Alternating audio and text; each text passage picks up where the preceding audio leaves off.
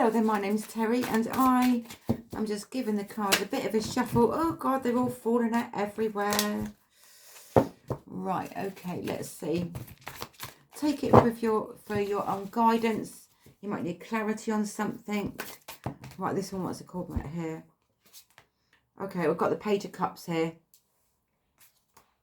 Right, okay, what I'm being shown from this one here is I feel like that you've been in a place of okay, so I feel like that you're a very, very sensitive person and you've been manipulated by someone, something, or your life basically. This is about like being in narcissistic relationships. And like feeling as if like you've been controlled by others or from a place of control.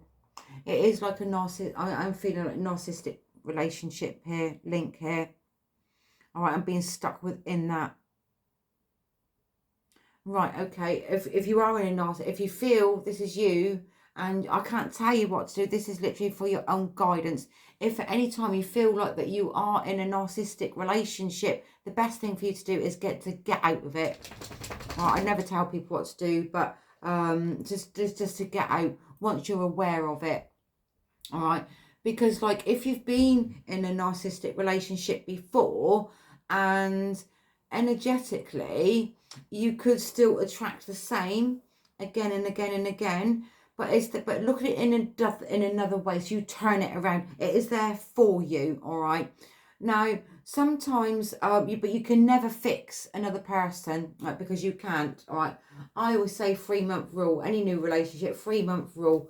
Someone's true colours will come out within that set amount of time. Sometimes it can take a little bit longer for you to realise where you're at within your own life, within your own healing, within your own journey, basically. And if you're not quite getting things in that particular moment, then things can repeat itself over and over again until you have that light bulb moment, until you really realise what exactly that you've been in and the relationships that you've been attracting to you for whatever reason. All right. Narcissistic relationships come from a place of it's all about like control.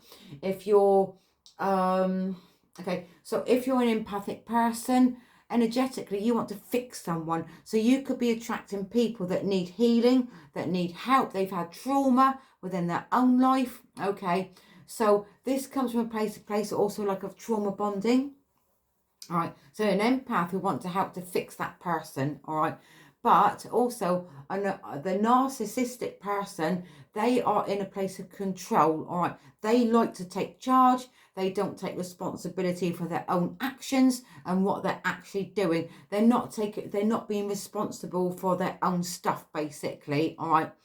Okay, and this is where things can get a little bit of things can become a little bit confusing at particular times. So you get roped in, you get sucked into it, and that a narcissist will find your weak point, right? And once they've got your weak point, they've got you, they've hooked you in, basically. And when you're hooked there, it's very difficult to get out of that, because it is, all right. So they can even say like the way they talk to you, the way that they behave towards you, the way that they manipulate you, all right, to make you feel as if like you're always in the wrong, all right, and for you to be in a place of like you questioning yourself also. So you're overthinking, you're questioning yourself, all right, because they're planting them seeds into your brain but it's not true. That's where the manipulation part also comes into it as well. All right, but there's always these patterns that goes on. All right, but you're never going to fix a narcissist, because you're not. All right, but you're not, unless that person takes responsibility for their own self. All right, but also from that place is they are never wrong. They don't like to be criticized. All right, because they don't. If you start working on yourself, you're going to repel them, right? Because you will. All right, because you're not going to be manipulated by a narcissistic person anymore, because you're not, because you will, well, they're just going to go away from you, basically. Then they're going to step away from you, because you're not on their energy level, because you're not going to be manipulated by a narcissist.